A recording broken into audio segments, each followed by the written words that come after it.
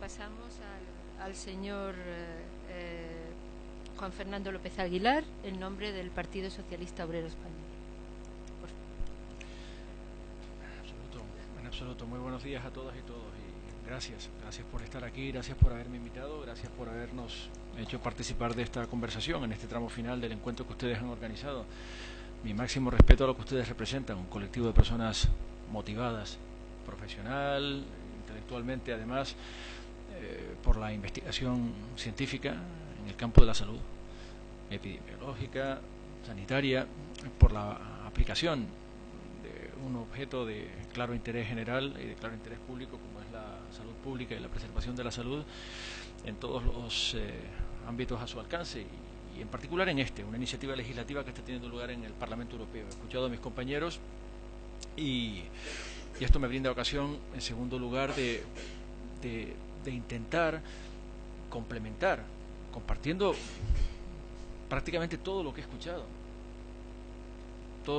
complementar alguna reflexión adicional que a ustedes les pueda ser útil a la hora de ajustar entendimiento a este preciso momento del procedimiento legislativo que está teniendo lugar en el Parlamento Europeo con respecto del asunto que les importa, que es el Reglamento de Protección de Datos.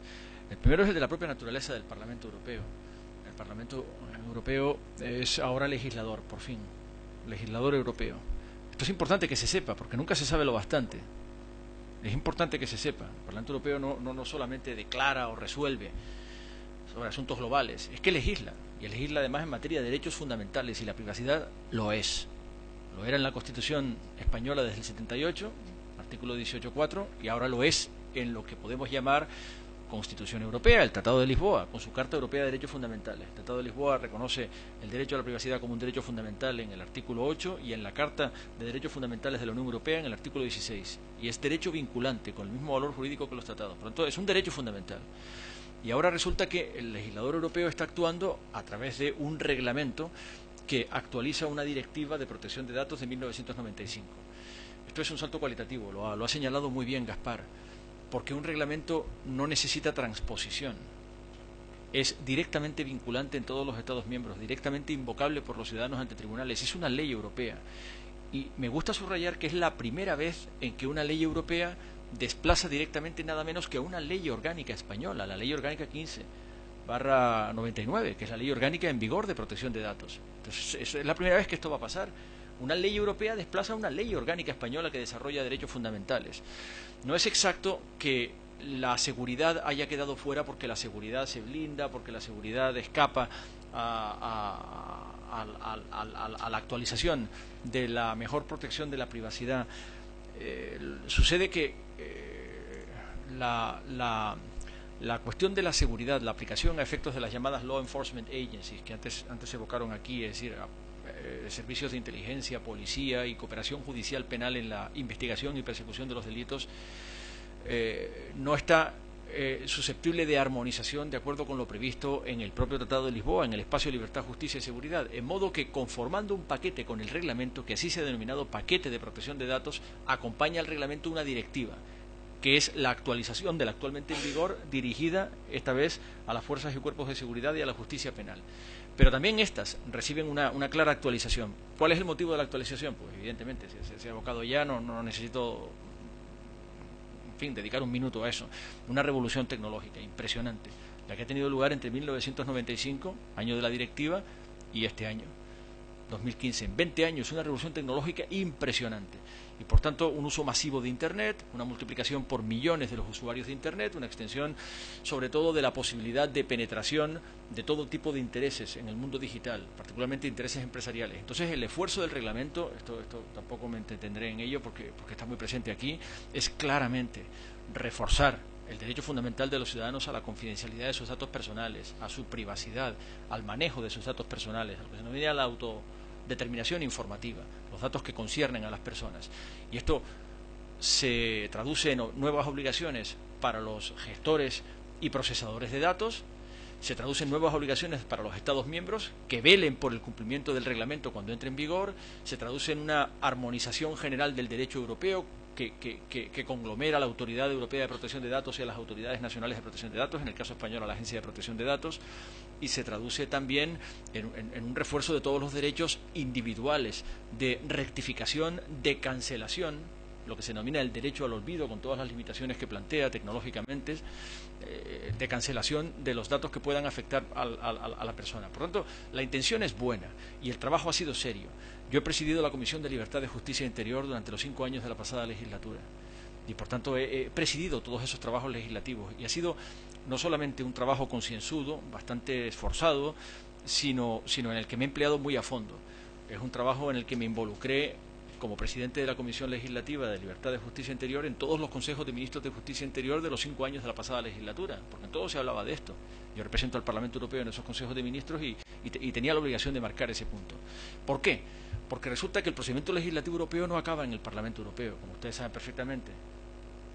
Después de que el Parlamento Europeo aprueba su primera lectura, la pelota pasa al tejado del Consejo, que sería una especie de lo que llamamos en derecho comparado un Bundesrat europeo, es decir, el Consejo es también órgano legislador y representa a los gobiernos de los Estados miembros, una especie de segunda cámara que en la arquitectura federativa europea representa a los gobiernos de los Estados miembros.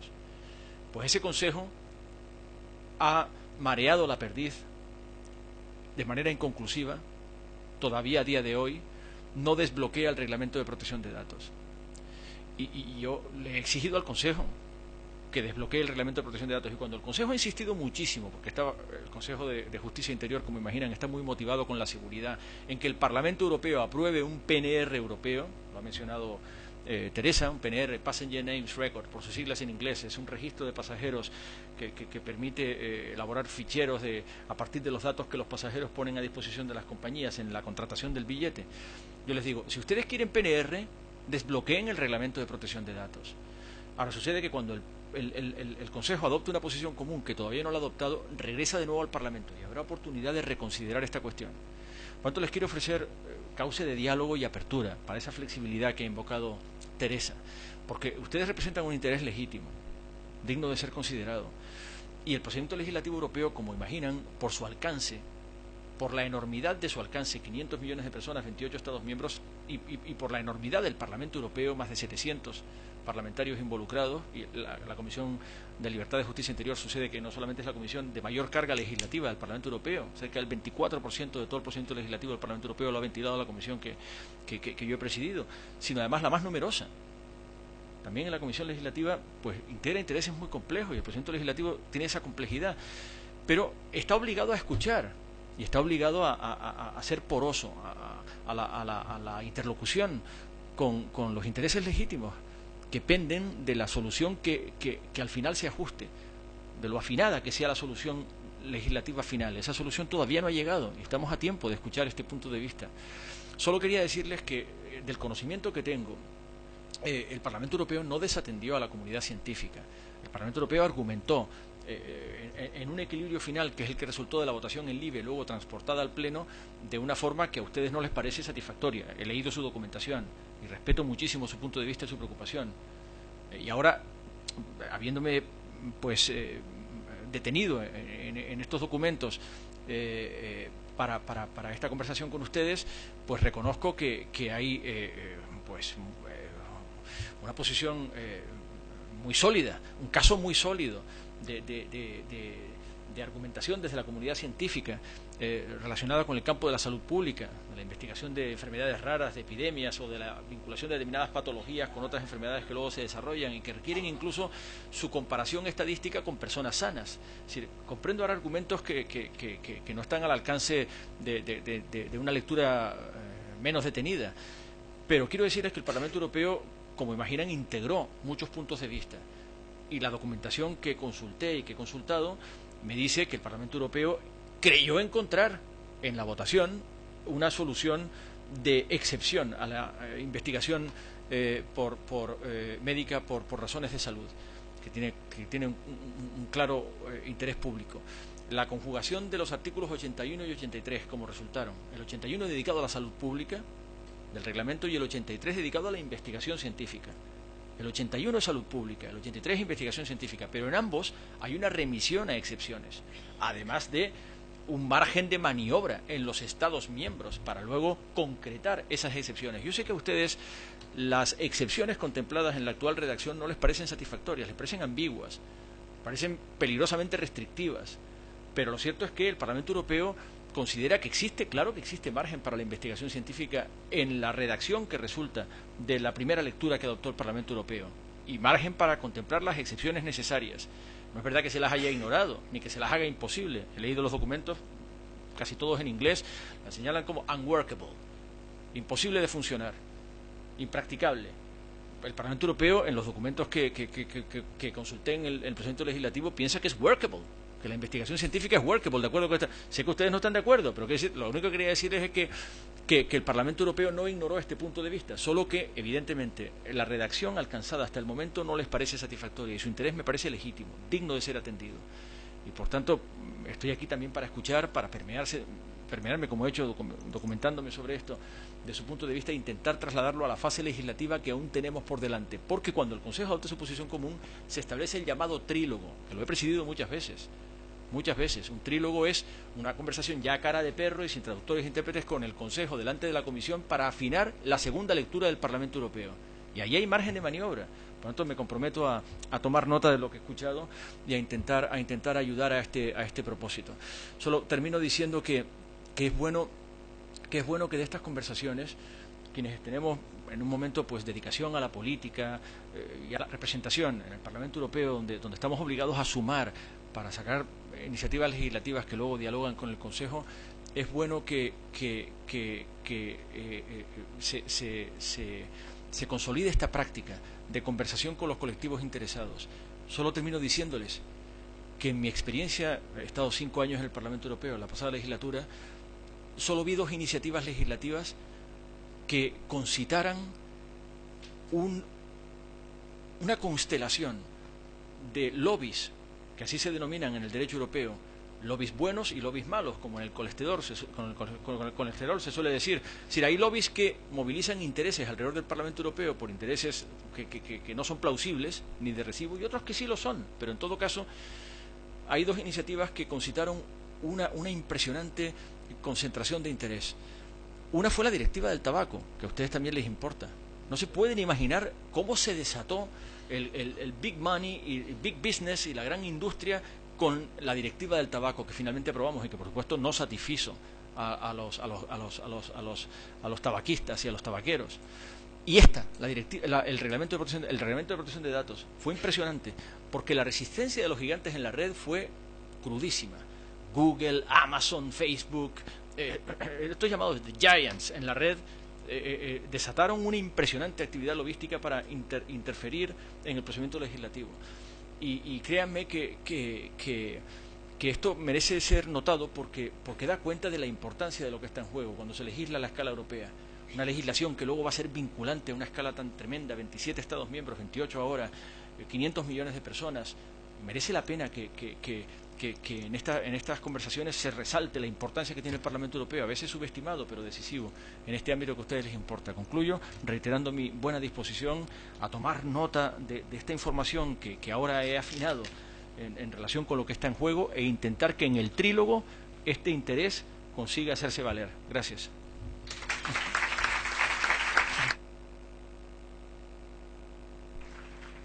Bueno, muchísimas gracias por la intervención y por lo que nos ha ilustrado sobre cómo se trabaja y qué tipo de implicaciones tienen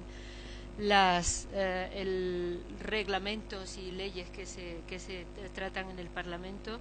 Y la verdad creo que vamos a decidir convertirnos en un lobby bueno para presionar a todos los niveles. No les vamos a soltar a partir de ahora y vamos a tratar de mantener un feedback constante con la intención de que, en fin, apliquen criterios de excepcionalidad, que es lo que buscamos en el ámbito de la salud pública y de la investigación científica. Y ahora no sé si hay palabras, me imagino que habrá muchas preguntas que hacer. Allí atrás. ¿Se oye? Sí. Bueno, en primer lugar, agradecer a los ponentes su presencia en este acto y a Isabel, que lo ha presentado de maravilla. Muy bien. Bien, yo quiero decir, quizá te ha faltado, Isabel, animar a los ponentes con una canción antes de empezar, que hubiera venido bien. Una canción de Bob Dylan. Los tiempos están cambiando, por ejemplo. Te lo digo esto porque se ha hablado mucho de que si lobbies ahora mismo, ¿no? Que si un grupo. Yo creo que no han entendido el objeto de la convocatoria, los ponentes, con todo mi permiso. Se trata de protección de datos en salud pública. No es un problema de investigación, aunque la investigación también subyaja y dependa de esto. Lo que este reglamento afecta, y puede afectar de una manera importante, es a la salud pública. Es decir, impedir que los profesionales de la salud pública trabajen adecuadamente con la información necesaria para resolver los problemas. Eso es lo esencial. Y por eso, pues quiero decir que se está planteando lobbies, no lobbies. Yo te digo, Isabel, que si yo supiera que soy parte de un corporativo o de un lobby, no estaría aquí. Yo estoy porque, como dice el título, en defensa de la salud pública. Sí, entiendo perfectamente tu posición y tu punto. Estaba bromeando. Pero no obstante pienso que este encuentro, este diálogo fluido, que si llegamos a saber antes de que pasara por la Comisión LIBE y por el Parlamento las modificaciones que han tenido lugar, hubiéramos convocado estas jornadas muchísimo antes y hubiéramos tenido este contacto con nuestros representantes en el Parlamento Europeo. Y yo creo que, bueno, pues igual el tener en cuenta que hay subgrupos dentro del gran de lo que la ley digamos abarca a todos los sectores y a todos los ámbitos en España, pues tendrían en cuenta pues que la salud es un ámbito específico que requiere de atención específica. Maite, sí, quería... Claro, quiero decir algo también, sí. Por supuesto. Sí, bueno, por orden creo. Yo no me habré explicado, pero entender había entendido.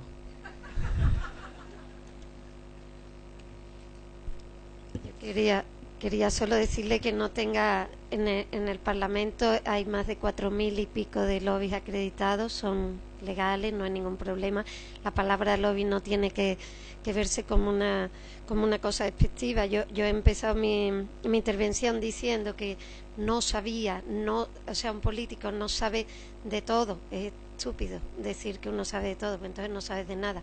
Tiene que estar, y sobre todo en la Unión Europea, están especializados en ciertas cosas, ¿no? Cada uno tiene un poco temas y que lleva, ¿no? Entonces, en lo que consiste, o lo que por lo menos yo siento, o estoy de acuerdo con Isabel, si lo hubiéramos sabido antes, bueno, nosotros ya estábamos más de la parte de ustedes en el sentido de mayor protección, pero yo, si lo hubiéramos sabido muchas cosas antes, pues evidentemente lo importante es tener la información, no tiene que tener miedo a dar la información. Y en eso de que no hemos entendido, pues bueno, yo a lo que he venido ha sido a escuchar preferentemente y a ayudar, y si eso vale. Me gustaría decir que yo he mencionado que el artículo 81 es el que habla de salud pública y el 83 es el que habla de investigación científica. Distinguí los dos conceptos. No hablé solo de investigación científica, sino del objeto de salud. Pero sucede que el reglamento no es un reglamento de salud pública, es un reglamento de protección de datos, exactamente de protección de datos. Y lo que intenta es reforzar el dominio de las personas, de acuerdo con su consideración como derecho fundamental, sobre los datos personales y en particular los que afecten a su confidencialidad, los que afecten a su privacidad. En modo que se establece un régimen jurídico de aplicación del principio general de consentimiento explícito e informado, que, como comprenderán, no es discutible, ¿no? Creo que estaremos todos de acuerdo en que como principio vertebral no vamos a impugnarlo. el modo en que ese consentimiento informado puede tener excepciones de acuerdo con el régimen específico de protección de la salud pública en el artículo 81. He leído esos documentos, insisto, en los que señalan ustedes que el modo en que resulta del trámite de enmiendas de la Comisión y del Pleno no es satisfactorio para lo que ustedes representan. Me parece, insisto, un interés legítimo y plausible. Aludía la expresión lobby para explicar el procedimiento legislativo europeo, que efectivamente no solamente incorpora, sino mandata la interlocución de los parlamentarios y de las comisiones con todos los colectivos que legítimamente puedan expresar intereses en un rompecabezas tan poliédrico y tan multicolor como es el del arco europeo, como pueden imaginar. De modo que yo he tenido interlocución con la abogacía, con los fiscales, con los magistrados, que se constituyen a esos efectos en lo que en el derecho europeo se denominan lobbies. No tiene ninguna connotación peyorativa, es decir, es una interlocución con intereses legítimos. Pero lo que quería señalarles es que la cuestión de la salud tiene sus excepciones y su margen de maniobra en el procedimiento legislativo posterior. Hemos entendido el objeto de esta convocatoria, créame. Sí, hola.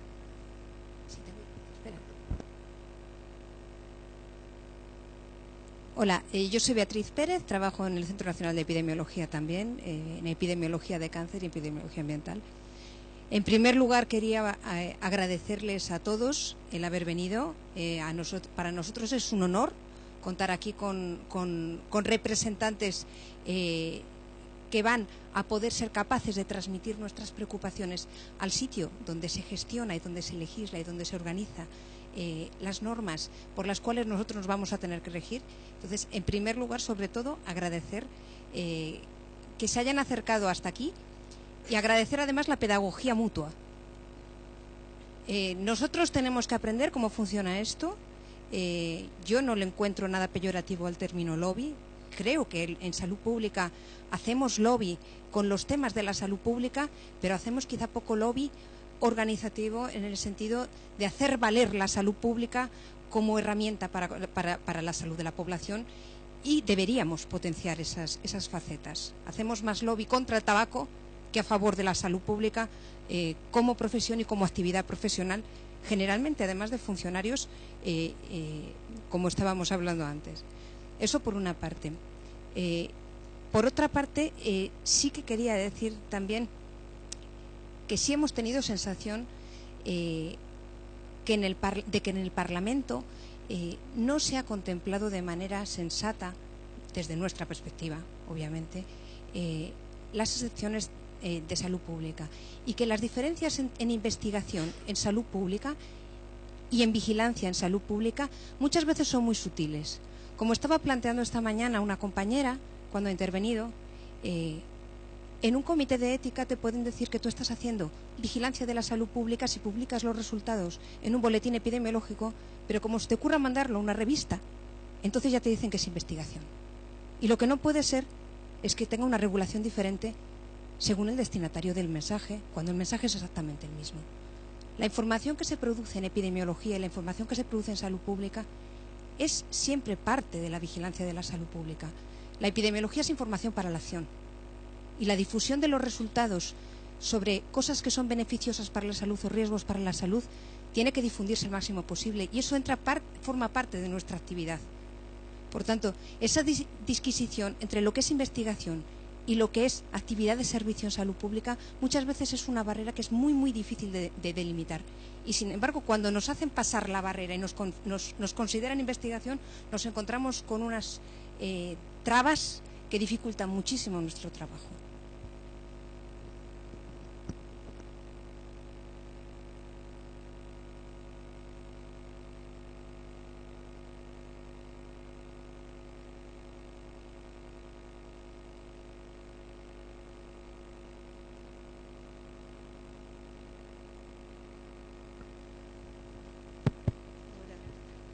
Mi nombre es Carmen Navarro y yo coordino el grupo de protección de datos y confidencialidad de la Sociedad Española de Epidemiología. Entonces, por supuesto que estamos encantados y súper agradecidos de que hayan venido hoy aquí. Y quería resaltar algo que ha dicho Beatriz, y efectivamente nosotros estamos ya haciendo lobby y empezamos a hacer lobby hace más de 2 años.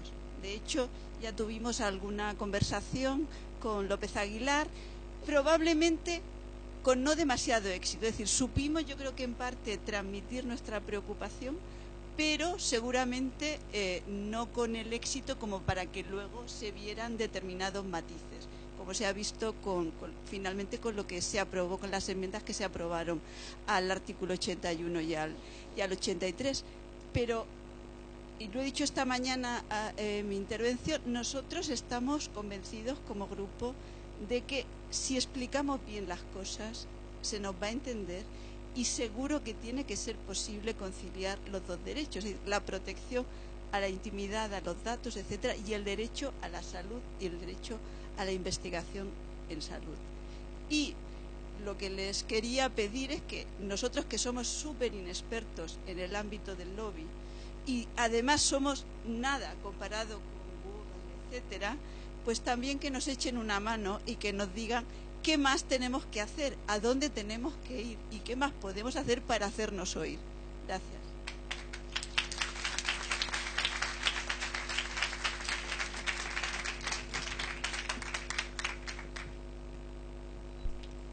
No sé si hay alguna... ¿Dónde? Sí. Ya. Sí, buenos días. Miren, la idea es entender la dificultad de ejercer la actividad en salud pública si se obliga a recoger el consentimiento informado. El ejemplo del último brote del ébola en Madrid, cuando el caso, para hacer la investigación y buscar la fuente y los datos relacionados y obligar a los médicos, a los epidemiólogos a recopilar el consentimiento informado para recoger los datos, esto obviamente choca con el ejercicio de la profesión. Cosa distinta, efectivamente, es el consentimiento informado para el tratamiento de los datos en general, ¿no? Si se recopila un dato con un fin, no se podría utilizar en general para fines distintos. El planteamiento aquí que he oído antes, y ya no recuerdo de dónde, cuando se plantea la duda o la pregunta de que si es posible hacer una investigación o someterla a los datos personales, los datos sanitarios de los pacientes recopilados desde el ámbito de la atención sanitaria para hacer investigación, pues son temas distintos. Y ya está. O sea, es resaltar la importancia o la dificultad de ejercer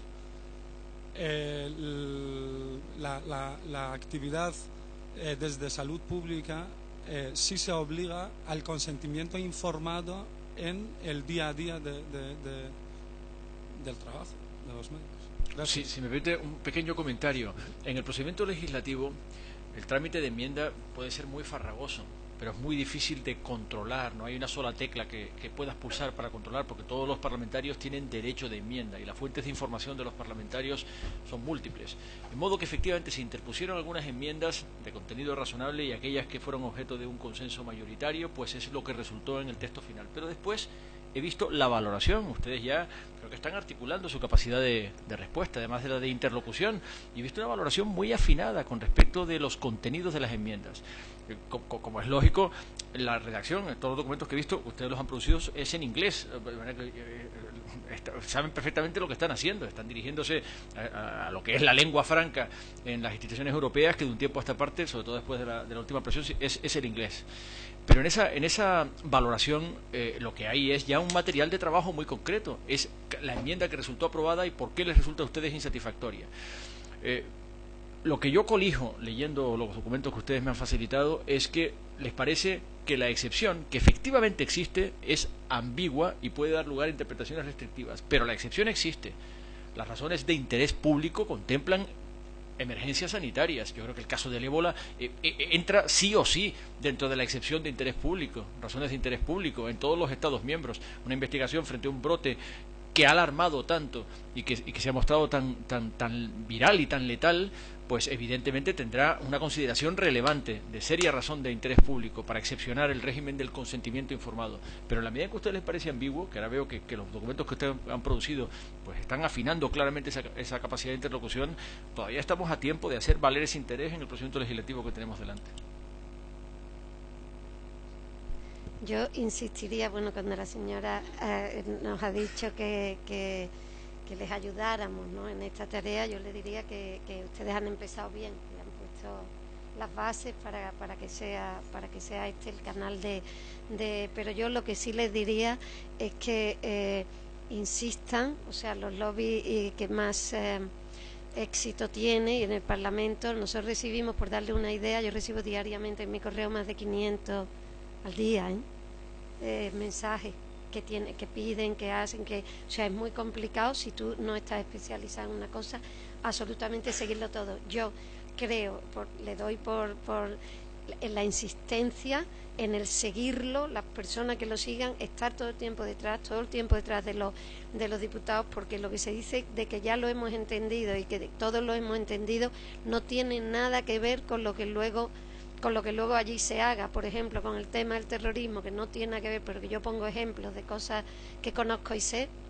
La gente se da golpes de pecho, se pone la pegatina de Charlie o lo que sea, pero luego a la hora de aprobar una enmienda que te parece absolutamente necesaria o lo que sea, la votan en contra por motivos ideológicos o por motivos. Entonces, no está dicho que el tema del consentimiento informado, que a ustedes aquí lo vemos tan claro, o algunos vemos tan claro, luego eso vaya a pasar. Ustedes pueden hablar con nosotros y luego cuando ven las enmiendas dicen, oye, lo votaron, pero si nos estaban diciendo no sé qué. Bueno, pues porque hay 736 diputados, cada uno de su padre y de su madre.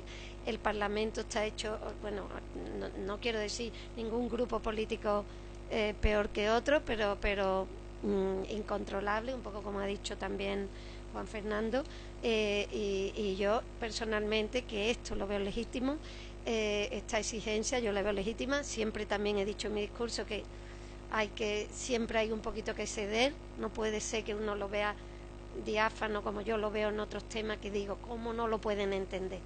Pues no lo pueden entender y hay un poquito en que bajarse y desde luego insistir mucho, porque no está tan claro que lo que ustedes ven tan claro todos lo vean, las demás parlamentarios lo vean.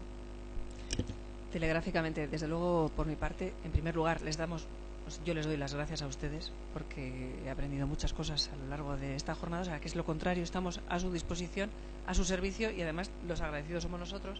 Y segundo, por supuesto, cuenten con nosotros para poder tener una buena agenda de contactos, para poder buscar tal vez hearings en distintos grupos y que se puedan explicar todas estas cuestiones, y esos grupos, que a veces no son tan controlables, puedan interiorizar parte de lo que no han interiorizado, que no es por mala fe, sino porque a veces tienen una preferencia o una prioridad en cosas que piensan que son peligrosas, sin darse cuenta de que en este caso la salud pública puede verse afectada.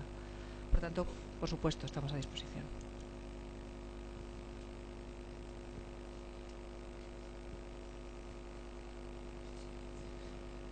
Sí, voy a ser muy breve. Solo es una pregunta.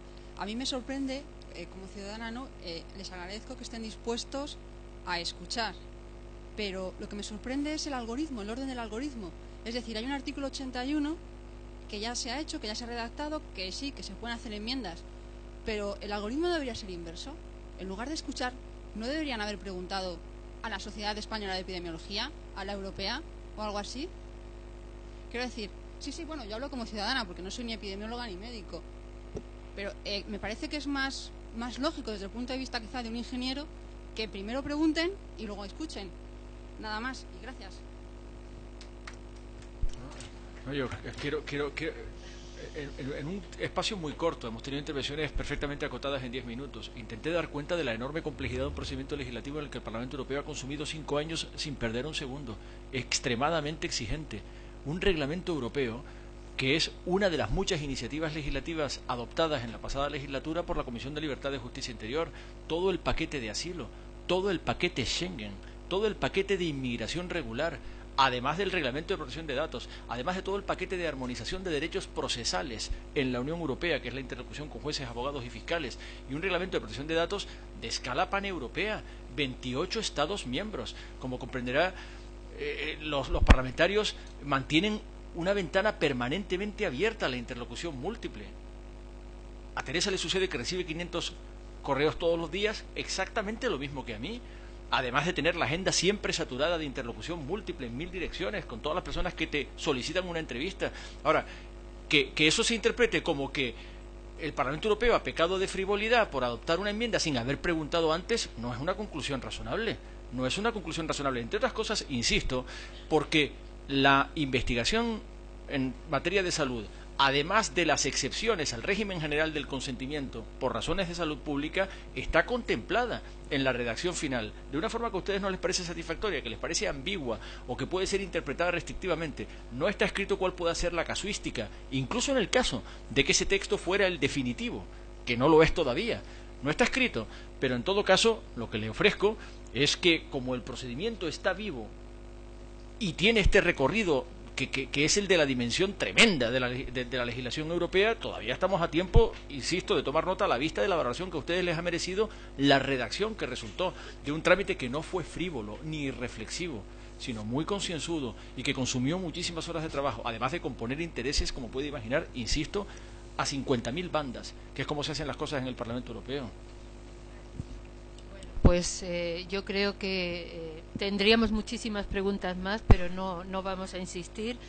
De nuevo, le quiero transmitir nuestra gratitud, no solo la gratitud de la Sociedad Española de Epidemiología, sino de todos los responsables, de todos los profesionales del área de la salud pública, la vigilancia epidemiológica y la investigación en salud pública.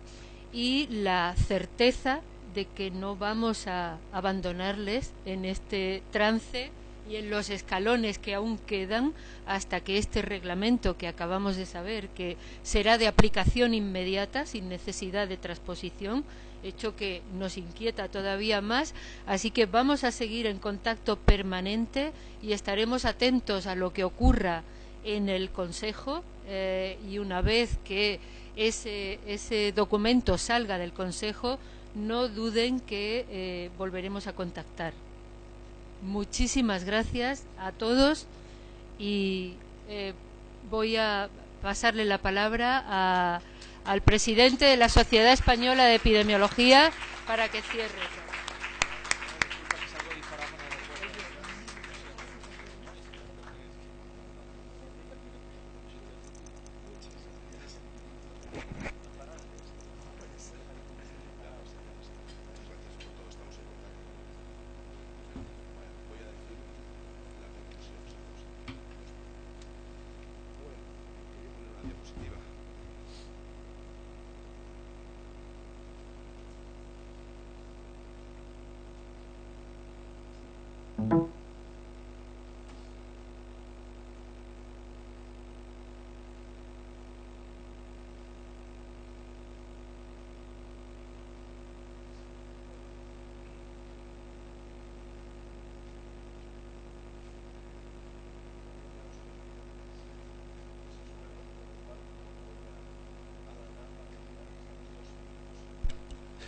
Decía que... ahora sí. Que me dirijo con satisfacción a los supervivientes y que por tanto no voy a alargar un poquito más esto, sino que rápidamente querría, en primer lugar, dar las gracias a todos los ponentes que han participado, a los parlamentarios que también se han prestado a estar aquí delante nuestro y que han participado activamente durante la jornada, la mayoría de ellos, evidentemente a las personas que han trabajado para que esto fuera posible y también a todos vosotros, porque las jornadas en definitiva son de las personas que vienen y esto no se queda aquí. Esto cada uno se lo lleva a su casa, lo comparte con los compañeros y tiene implicaciones. Como tendrá implicaciones el seguimiento que hará el grupo de trabajo de lo que hemos, a partir de lo que hemos oído, de transmitir lo que ya han trabajado a los parlamentarios correspondientes y a otras sociedades de epidemiología y sobre todo a la European Public Health Association, Por lo tanto, gracias a todos, y lo único que querría hacer para finalizar es leer las conclusiones que han ido preparando Fernando y Beatriz durante las ponencias, que haremos públicas y que pensamos que nos tienen que guiar. Como podéis ver en la diapositiva, yo no la veo, el derecho a la protección de los datos y a la intimidad debe compaginarse con el derecho a la salud de la población. Salud pública de calidad se basa en la gestión inteligente de información y de conocimiento. La legislación nacional ya contempla excepciones y posibilidades de acceso a datos epidemiológicos, pero siempre con garantías de protección. Esto no hay que desligarlo. Requerimos, por tanto, medidas organizativas mejor que técnicas. También se ha constatado que es posible regular excepciones al consentimiento y consentimientos amplios, necesarios para una salud pública eficiente. 3 conclusiones más. El Reglamento Europeo sigue en su curso. El Parlamento aprobó su versión, una versión más restrictiva, nos ha parecido a todos, y ahora sabemos que el Consejo tiene ya aprobado cerca del 60% del texto y probablemente se avance mucho durante la actual presidencia letona. Pero aún queda trabajo pendiente y posibilidades de actuación. Por tanto, el reto es compatibilizar la confidencialidad de los datos con la salud pública y la investigación, y por eso esperamos que las negociaciones entre el Consejo y el Parlamento en el paquete de protección de datos tengan en cuenta ambos fines, los dos, como ha quedado ampliamente reflejado, legítimos y necesarios. Por tanto, proporcionalidad y flexibilidad son las dos claves. Los parlamentarios, a los que agradecemos de nuevo su interés, han manifestado su disposición a escuchar y a transmitir el punto de vista de la salud pública en las negociaciones pendientes. Por tanto, muchas gracias a todos y concluimos aquí la jornada.